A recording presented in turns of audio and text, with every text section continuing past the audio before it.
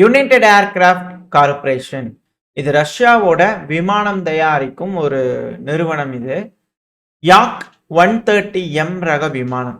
இது பயிற்சி எடுக்கிறதுக்காகவே பிரத்யேகமா செய்யக்கூடிய ஒரு விமானம். சமீபத்தில் கூட இது ஈரானுக்கெல்லாம் டெலிவரி ஆச்சு. இது போல விஷயங்கள்லாம் பார்த்தோம் இல்லையா? இந்த யாக் 130M அப்படிங்கிற விமானம் பயிற்சி எடுக்கிறதுக்காகவே பிரத்யேகமா செய்யக்கூடிய விமானத்தை அப்கிரேட் பண்ணியிருக்கான். ஸோ புது வகையான அப்கிரேட், புது வகையான மிசைல்ஸ், த லேட்டஸ்ட் டெக்னாலஜி. இப்போலாம் 5th ஜெனரேஷன் 6th ஜெனரேஷன்லாம் பார்த்து போயிட்டு இருக்கிறாங்க இல்லையா? ஸோ அதுக்கு ஏற்ப விமானிகள் ஓட்டக்கூடிய அந்த பைலட்ஸுக்கு ட்ரைனிங் கொடுக்கறதுக்கு, ஃபைட்டர் ஜெட் ட்ரைனிங் கொடுக்கறதுக்கு செய்யக்கூடிய ஒரு விமானம் தான் யாக். ஸோ இந்த யாக் விமானத்தை அப்கிரேட் பண்ணியிருக்கிறாங்க ரஷ்ய தரப்பு. வந்து அதோட ஃபர்ஸ்ட் ப்ரோட்டோடைப் சக்ஸஸ்ஃபுல்லாக ரெடியாக இருக்குது. இர்குச் பிளான்ட்ல வந்து பார்த்தீங்கன்னா ஏவியேஷன் பிளான்ட்ல அதை டெஸ்ட்டுக்கு வந்து பார்த்தீங்கன்னா கொடுத்துருந்துக்கிறாங்க.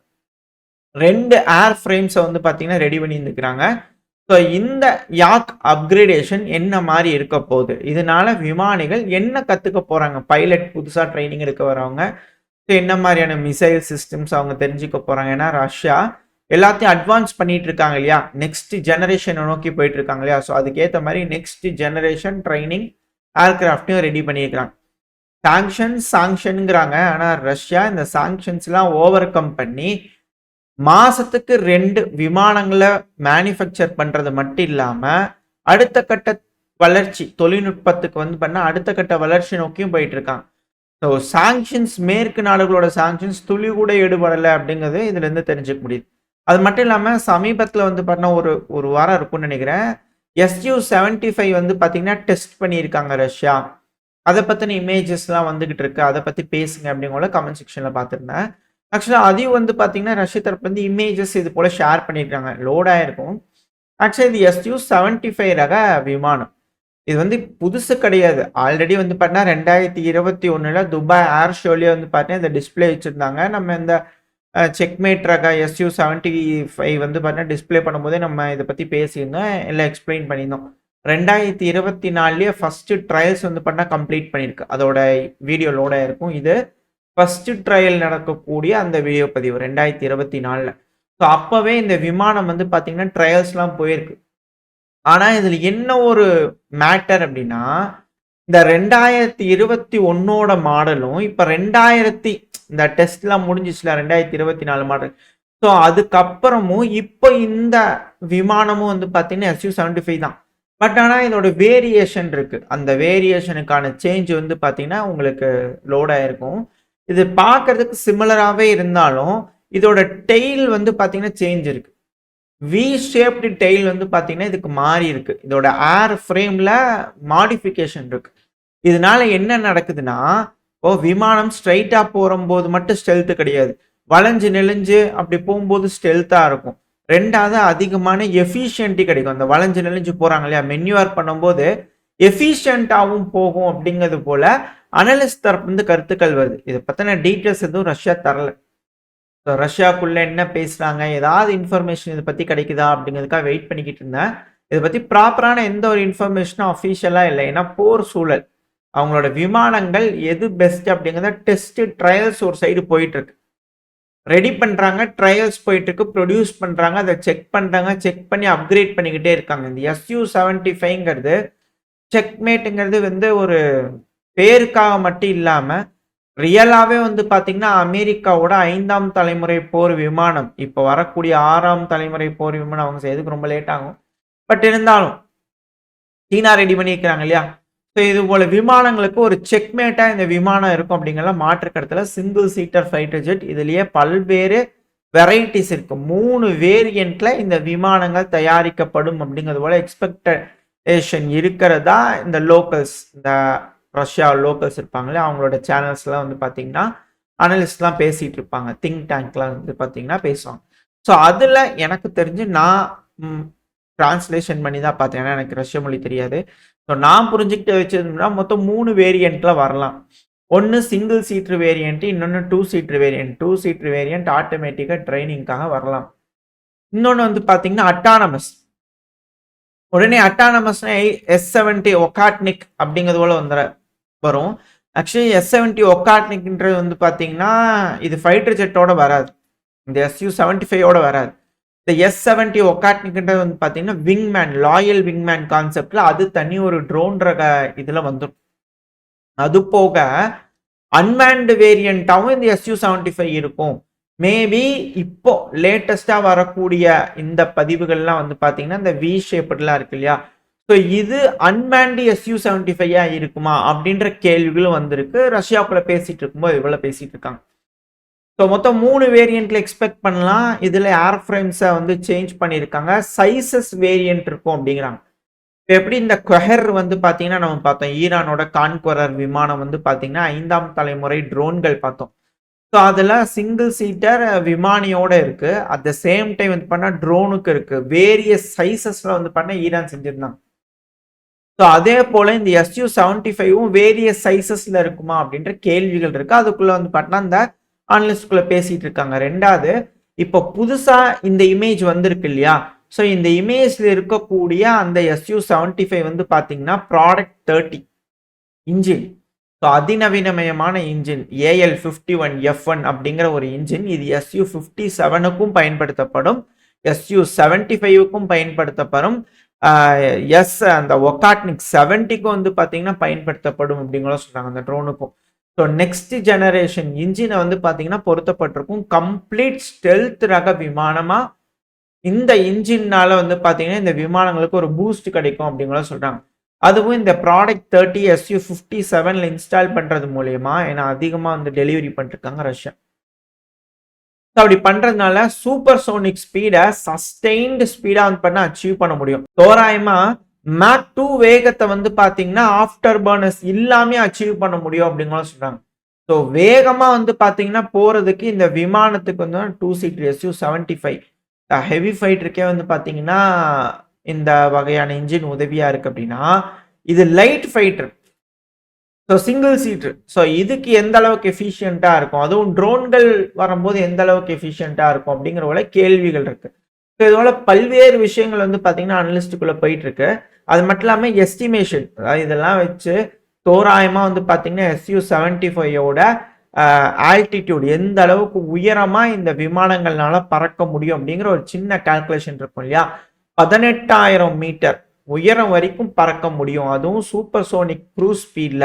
அதுவும் மார்க் 1.5க்கு மேல வந்து பாத்தீங்கன்னா ஆஃப்டர் பர்னர்ஸ் இல்லாம இந்த விமானத்தினால பறக்க முடியும் அப்படிங்கிற சொன்னாங்க. அது ஆஃப்டர் பர்னர்ஸ் யூஸ் பண்ணா 2.2 மார்க் 2.2க்கு மேல போக முடியும் அப்படிங்கிறது போல அனலிஸ்டுக்குள்ள வந்து பாத்தீங்கன்னா பேச்சுவார்த்தைகள் அடிபட்டுக்கிட்டு இருக்கு. இது போல பேசிக்கிட்டு இருக்காங்க. ஸோ அந்த ஒரு இமேஜ் தான் நம்மளுக்கு கிடைச்சிருக்கு. ஸோ அந்த ஒரு இமேஜை வச்சு ஏகப்பட்ட விஷயங்கள் வந்து பார்த்தீங்கன்னா அனலைஸ் பண்ணிட்டு இருக்கிறாங்க இந்த திங்க் டேங்க்ஸ் அனாலிசிஸ் பண்ணுறவங்களாம். ஸோ இது ஒரு பர்ஃபெக்ட் செக்மேட்டாக வந்து பார்த்தீங்கன்னா ரஷ்யாவோட நெக்ஸ்ட் ஜென்ரேஷன் ஃபைட்டர் ஜெட்ஸ் இருக்கும். அதுவும் SU-75 மிக பெருமளவில் கேம் சேஞ்சராக இருக்கும் அப்படிங்கிற மாற்று கருத்து இல்லை அப்படிங்கிற பலரும் சொல்லிட்டு இருக்காங்க. ரெண்டாவது, இது போல விமானங்கள் அதிகமான டெஸ்டிங்ஸும் வந்து பார்த்தீங்கன்னா ஃபேஸஸ் முடிச்சுக்கிட்டு இருக்கு. சீக்கிரமா வந்து பார்த்தீங்கன்னா அதிகமான ப்ரொடக்ஷனுக்குள்ள போகும். ஏன்னா எஸ்கலேஷன் ஆகிற மாதிரி இருக்கு. டாமாஹாக் மிசைல் உக்ரைனுக்கு கொடுக்குறாங்க. இது போல எஸ்கலேஷன் ஆகிற மாதிரி இருக்கு இல்லையா? ஸோ இந்த ஒரு சூழ்நிலையினால ரஷ்யா இதை கூடிய சீக்கிரம் அதிகமாக ப்ரொடியூஸ் பண்ணுறதுக்கும் வாய்ப்புகள் இருக்கு அப்படிங்கிற சொல்றாங்க. ப்ரொடியூஸும் பண்ணியிருக்கலாம். அதுதான் இது போல விமானங்கள் இப்போ பேர் பண்ணி நின்றுருக்கு அப்படிங்கிறது போல சொல்லப்பட்டு வருது. ஸோ இதுதான் அந்த இமேஜுக்கு கீழே, அந்த இமேஜுக்கு பின்னாடி இருக்கக்கூடிய விஷயங்கள், SU-75 பற்றின விஷயங்கள். ஸோ இன்னும் ஏதாவது டீட்டெயில்ஸ் வந்துச்சுன்னா அடுத்த பேரை பார்க்க ஆரம்பிக்கலாம். இப்போ அமெரிக்காவும் இந்த சேம் டைம் வந்து பார்த்தீங்கன்னா ரெடி ஆகிட்டு இருக்காங்க, ப்ரிப்பேர் ஆகிட்டு இருக்காங்க. அவங்களும் வந்து பார்த்தீங்கன்னா ரோபாட்டிக் சிஸ்டம்ஸ், இந்த கிரவுண்ட் ரோபாட்ஸ் இருக்கு இல்லையா? ஸோ அதெல்லாம் ரெடி பண்ணிட்டு இருக்காங்க, டெஸ்ட் பண்ணி பார்த்துக்கிட்டு இருக்காங்க. அவங்களோட கிரவுண்ட் ரோபாட்ஸ்ல ஹை பல்ஸ் மைக்ரோவேவ் வெப்பனை வந்து பார்த்தீங்கன்னா எக்யூப் பண்ணி இந்த கிரவுண்ட் சிஸ்டம்ல அது எப்படி வேலை செய்யுது அப்படிங்கிறத சோதனை பண்ணி பார்த்துருக்காங்க. ரொம்ப அதிக அளவில் கை கொடுக்குது, சூப்பராக வேலை செய்யுது. அதாவது இது மொபைல் இருக்கிறதுனால ரொம்ப ஈஸியா வந்து பாத்தீங்கன்னா வேணுங்கிற இடத்துக்கு கொண்டு போயிட முடியும் அப்படிங்கிற சொல்றாங்க. அது இது ஒரு கம்பைன்டான ஒரு பிளாட்ஃபார்மா வந்து பாத்தீங்கன்னா யோசிச்சுக்கிட்டு இருக்காங்க. இது லாக்ஹீட் மார்டின் அடுத்தது வரும்போது அது பார்ப்போம். உங்களுக்கு அது கம்பைன் பண்ணீங்கன்னா எப்படி என்ன இதுங்கிறது புரியும். இது வந்து பாத்தீங்கன்னா சீக்கிரமா எதிரிகள்னால ப்ரிடிக்ட் பண்ண முடியாது. திடீர்னு ஒரு இடத்துல கொண்டு போய் இதை டிப்ளாய் பண்ணலாம். டிப்ளாய் பண்ணி எதிரிகள் அதிகமா ஸ்வாம் ட்ரோன்ஸ் அனுப்புறாங்க, ஒரு 30-40 ட்ரோன்கள் அனுப்புறாங்கன்னா எல்லாத்தையும் இந்த மைக்ரோவேவ் யூஸ் பண்ணி அந்த ட்ரோன்கள் எல்லாத்தையும் கருக்கிடலாம். இந்த சிப் எல்லாம் வந்து பார்த்தீங்கன்னா கருகிரும். ஸோ அதனால அது கம்யூனிகேட் பண்ண முடியாது, எதுவும் செய்ய முடியாது, வேலை செய்யாது. சிப்பு வேலை செய்யலைன்னா ட்ரோன்கள் வேஸ்ட். ஸோ இதெல்லாம் நிலகுலைஞ்சு போயிடும். ஸோ இது போல பாதுகாக்கிறதுக்கு வந்து பார்த்தீங்கன்னா, இது போல ட்ரோன்கள் அதிகப்படியா உதவியா இருக்கும் அப்படிங்கிறத சொல்றாங்க. அதுவும் இப்ப இந்த டெஸ்ட்ல வந்து பார்த்தீங்கன்னா, சின்ன ட்ரோன்கள் 40க்கும் மேற்பட்ட ட்ரோன்கள் அக்யூரேட்டா 49 ட்ரோன்கள் கிட்ட சொல்றாங்க. ஸோ 49 ட்ரோன்கள் அட் அ டைம்ல ஸ்வார்ம் ஆஃப் ட்ரோன்ஸா வருது அப்படின்னா, இந்த ஒரு சிஸ்டம் அங்க இருந்ததுன்னா 49 ட்ரோன்களையும் கருக்கிரும். அது ஸ்மால் ட்ரோன்கள். இது போக மீடியம் ட்ரோன்கள், லாங் ரேஞ்ச் ட்ரோன்கள், இந்த பெரிய சைஸ்ல இருக்கக்கூடிய ட்ரோன்கள். ஸோ இந்த ட்ரோன்கள்ல எந்த அளவுக்கு எஃபெக்டிவா இது வேலை செய்யுது அப்படிங்கிற போல டீடைல்ஸ் கொடுக்கல. ஸ்மால் ட்ரோன்கள் 49 டவுன் பண்ணும் அப்படின்னு சொல்றாங்க.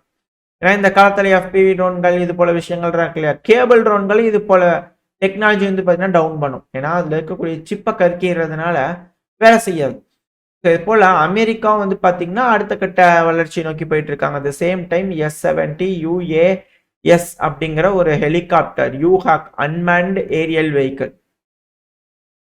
சீனா இதை அடிக்கடி வந்து பார்த்தா இதை விட வேற ரேஞ்சில் வந்து பண்ண சீனா டெவலப் ஆகி போயிட்டு இருக்காங்க. இந்த ஹெவி லிஃப்ட் ட்ரோன்கள் வந்து பார்த்தீங்கன்னா டெஸ்ட் பண்ணிட்டு இருக்காங்க, இண்டக்ட் பண்ணிட்டு இருக்காங்க. ஏகப்பட்ட விஷயங்கள் நம்ம பார்த்துருப்போம். வீடியோ பதிவுகள்லாம் வந்திருக்கு. அதிகமான எக்ஸிபிஷன்லேயும் வந்து பண்ண சீனா காட்டுறாங்க. இப்போ இதோட ஒரு ப்ரோட்டோடைப் வந்து பார்த்தீங்கன்னா அமெரிக்காவோட நிறுவனங்கள் வந்து பார்த்தீங்கன்னா பிளாக் ஹாக் ஹெலிகாப்டர். இந்த ஹெலிகாப்டர் அதிகமான பேலோடு, அதுவும் 25% பேலோட் நார்மலாக இருக்கக்கூடிய ஹெலிகாப்டரை விட இது எடுத்துட்டு போக முடியும்.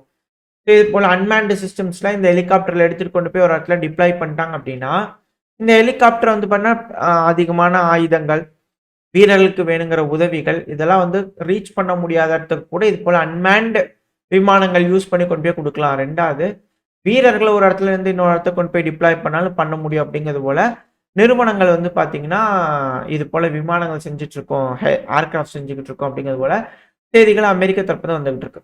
ஸோ இது போல வந்து பார்த்தீங்கன்னா, எல்லா நாடுகளும் ஆயுதங்களோட வளர்ச்சியை நோக்கி போயிட்டு இருக்காங்க. அதுவும் சமீபத்தில் நார்த் கொரியாவில் நடக்கக்கூடிய இந்த பரேட் 80வது ஆனிவர்சரி.